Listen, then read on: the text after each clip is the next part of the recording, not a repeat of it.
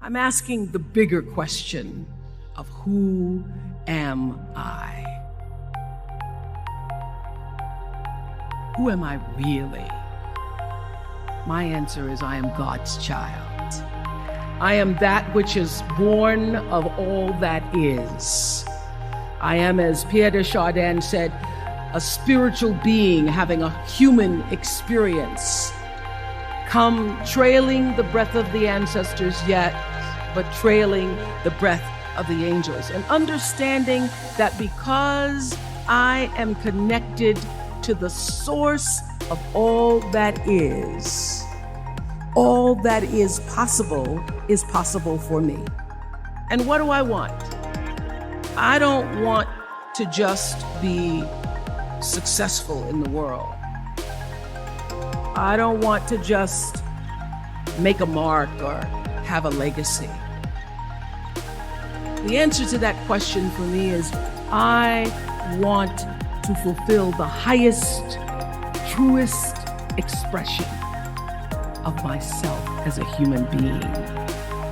I want to fulfill the promise that the Creator dreamed when He dreamed the cells that made up me. What do I want? You must have some kind of vision for your life.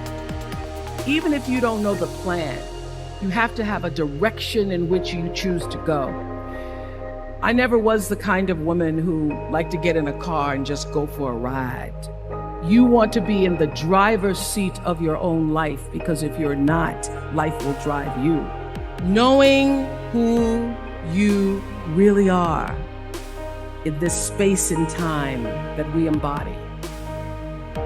That's number one. What do you want? Who are you? Number two,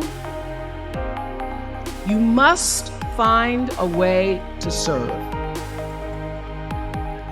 Martin Luther King said that not everybody can be famous, but everybody can be great, because greatness is determined by service. Now, we live in a world where everybody wants to be famous and where we admire people for just being famous. We think being known brings us value.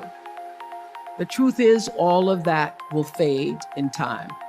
Service and the significance that you bring to your service is that which is lasting. So to be able to, whatever your occupation or job or talent or gift is, our honorees today getting doctorate degrees, to apparently opposite fields, HIV and AIDS and the spoken word. But what they have in common is service, using the spoken word in service to community in the world, using your knowledge and information about HIV and AIDS and medicine in service to the world. And if you look at all the most successful people in the world, whether they know it or not, they have that paradigm of service. Service through medicine, service through art. Using whatever it is you produce, your product, as a way of giving back to the world. When you shift the paradigm of whatever it is you choose to do to service, and you bring significance to that, success will, I promise you, follow you. Be excellent. Let excellence be your brand. Everybody talks about building a brand. I never even knew what that was. When people say, you're a brand, I would say, no, I'm just Oprah. What I recognize now is that my choice to, in every way, in every example, in every experience, to do the right thing and the excellent thing is what has created the brand.